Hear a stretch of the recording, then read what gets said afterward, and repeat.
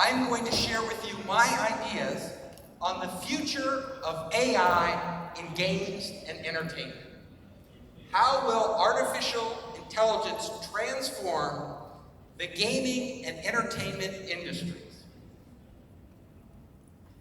So, I want to start with an interesting development.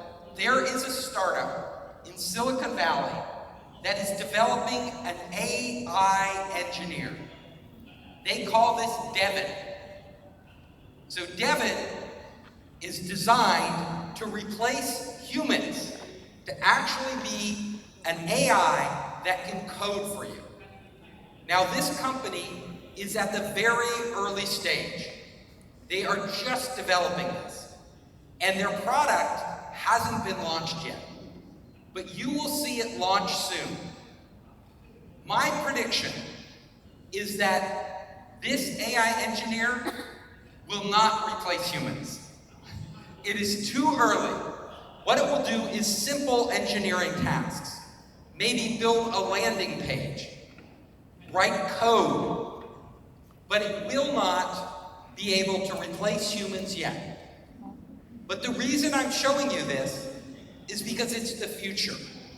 This is the vision of the engineers in Silicon Valley, to actually create AI that can code entire applications.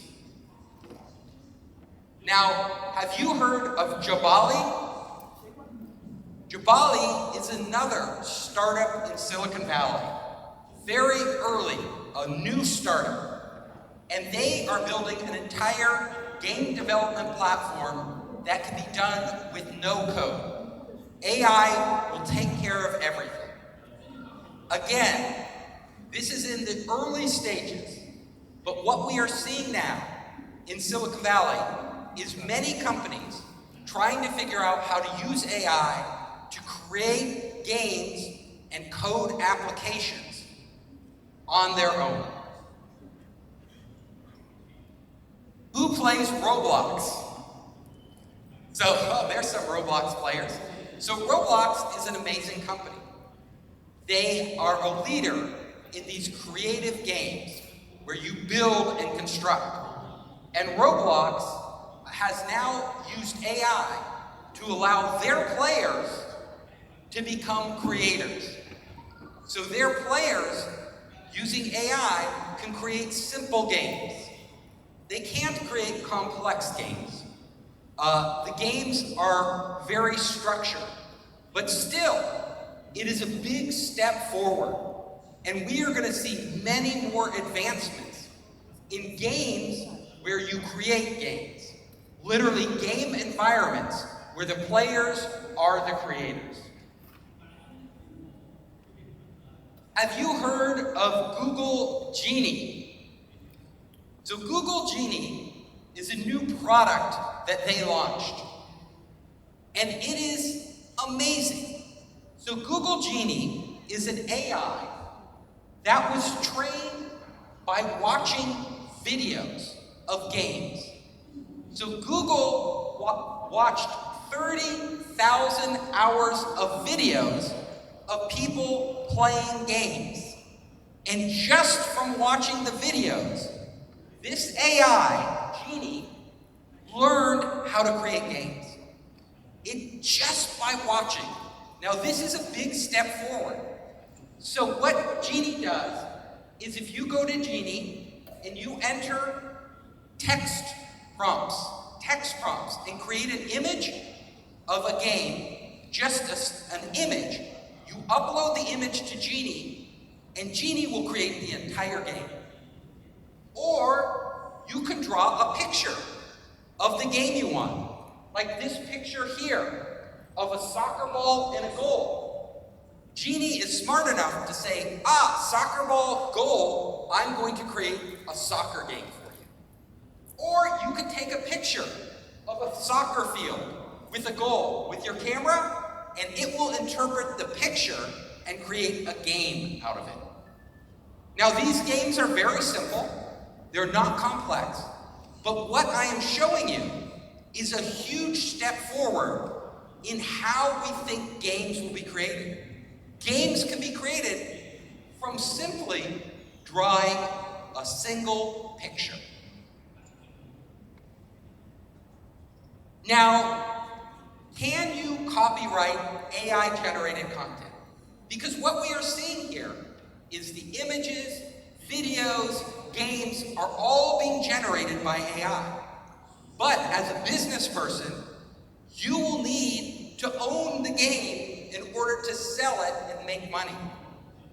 So right now, in America, Steam, the big gaming platform, Steam, with tens of thousands of top games, they do not allow you to use AI-generated content. The reason is because legally, in America, you cannot copyright AI-generated content as your own. The law says that content must be created by a human, not just a machine. However, I predict this will change. It has to change because AI is the future of entertainment, of games, of movies, of music, of culture. Anything a creative person does will be using AI. So this law will have to change. Now let's say you are a creator and you've spent a long time making a painting like the Mona Lisa, and you don't want the AI to copy your hard work and give it to somebody else for free. Well, there is software now called Nightshade Poison. And if you upload your image to Nightshade, it'll create a new image that looks identical to your original image. However, when the AI looks at this image, it sees something totally different. So the AI is prevented from using your image as its data. So for creators, this is a way to protect your intellectual property. Now, what we are seeing in the world is AI is creating more and more of the content, more and more of the images we see on social media, of the videos, of the music, and this trend is going up. Soon, within a few years, they predict AI will create the majority of images, videos, music, voices on the internet. What happens when AI creates most of the content? Well, we have a problem because these large language models learn based on the content. They become smart by taking the data from the internet and using it to build their models. However, in research labs, they have found that when AI tries to learn from AI-created data, it actually performs more poorly. AI needs human-created data. AI is only as creative as we enable it to be. AI is not smart on its own. AI is smart because it has taken everything we created. AI is creative because it has taken all of human creativity and used that to create new content. So, in the future, the AI models will have to be trained on the majority of human data and avoid synthetic data created by AI. That is where we are headed. NVIDIA ran an experiment with the game Minecraft. They wanted to create an AI that could play Minecraft as well as a human being. And as you know, Minecraft is not a simple game because Minecraft is open-ended, meaning you, when you are playing Minecraft, can do anything you want to do. So NVIDIA created a Voyager AI agent an autonomous AI agent that could go out into Minecraft and explore on its own, discover on its own. It would set its own goals. Then it would generate code to achieve those goals. Then it would take action based on that code, and it would reflect on its own action. It would think and analyze the results of its action and then try again. This is the algorithm that they use to actually have AI play Minecraft and advance. And as you can see, the orange line here, the AI outperformed every other way of playing the game. Here are traditional ways of AI playing the game. Here is Auto GPT agent. Here is the Voyager agent without a skill library. And the last one is Voyager with a skill library. So what we are seeing is AI can play games, can master games, even open-ended games without clear rules, as well as human beings. What does this mean for the future of games? Well, we won't know in the future if we are playing against a human opponent or an AI opponent. And the AI opponent can adjust based on our personal desires. That we can play against smarter AI components, and the AI can actually learn new strategies while playing the game. So right now, if you are a gamer and you play against AI, it tends to use the same strategy over and over and over. So it gets very boring for us, because once we figure out the AI, it's not exciting. However, in the future, the AI will look at what you do in the game and adjust its strategy based on your strategy, just like a human would. This is a huge breakthrough. AI will also create game environments that are very dynamic, that are always changing. So the game itself, if you like the game, it will never get old, because it will evolve as you evolve. Luma Labs. Have you heard of Luma Labs? You've heard of everything. Luma Labs turns pictures into 3D models. So you can take your camera, and I could take a picture of these flowers right here with the camera. I go around the flowers, and instantly, Luma Labs on your phone will make a 3D model of these flowers. And then I can upload those flowers into a game engine, like the Unreal game engine. And I can start to use them in a game. So any object in the physical world can be turned into an object in a game in a matter of minutes. Even an environment, you could turn the whole environment, this room, into a virtual room in a game or a virtual world. Now, other companies are allowing developers to create copies, AI copies of their voice. 11 Labs is leading this.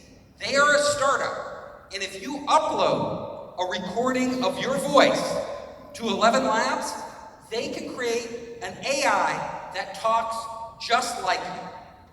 It's not perfect yet, but it's amazingly close to a real human voice.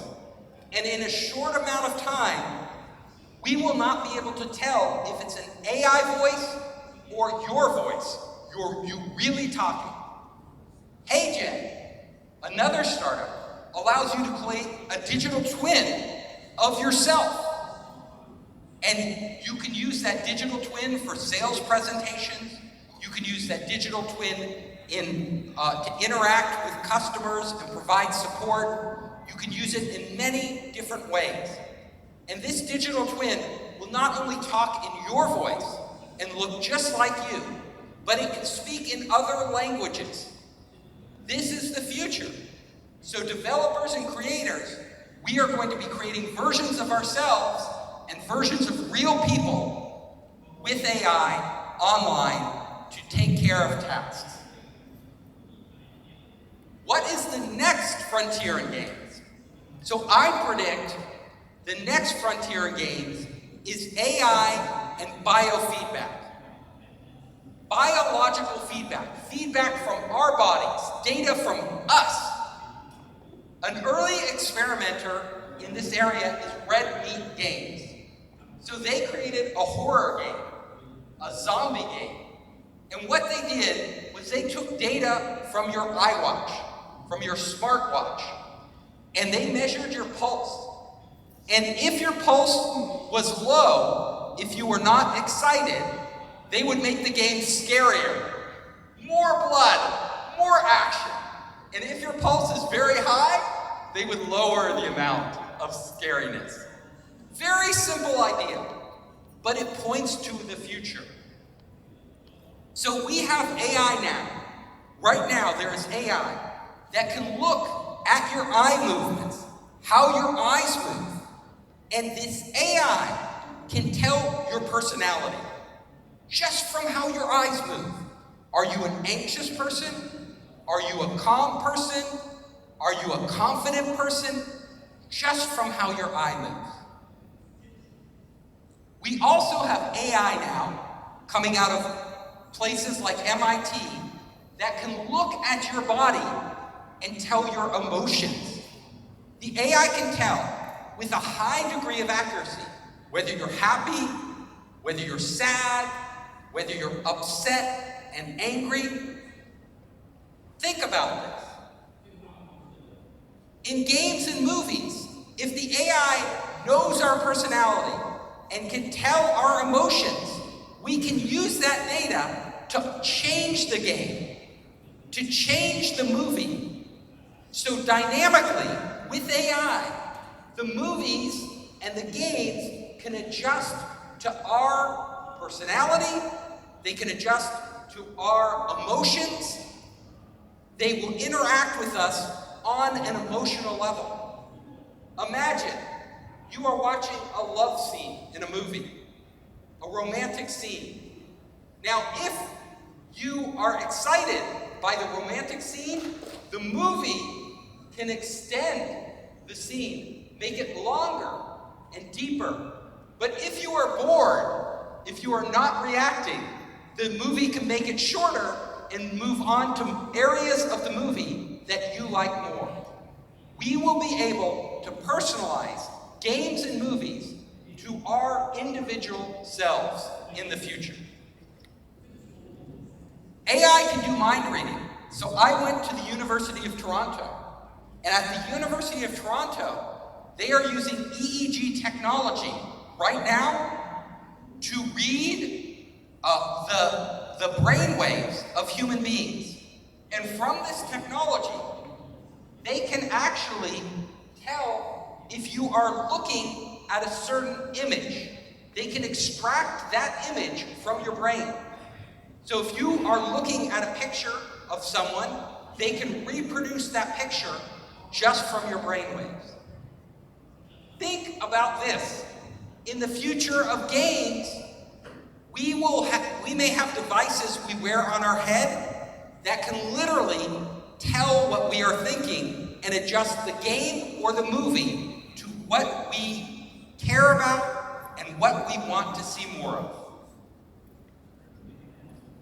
I call this mind games. It's brain-computer interfaces and content creation. So we will enter a future where we will be playing games with our mind. We won't need a controller. We won't need a phone in the future. Whether it's a metaverse experience, whether it's an action game, in the future, we are going to be able to control these games just by thinking. And in the far future, we may be able to actually create experiences using our brains, stimulating our brains, just like in a dream or a hallucination, to create virtual experiences like a place without any computer screen, without any controllers, and we can move through that space. That is where we're headed. That will happen someday. I don't know if it's 5 years or 50 years, but we will develop the technology so that we can not only read our brains, but we can recreate images and complete experiences inside our heads.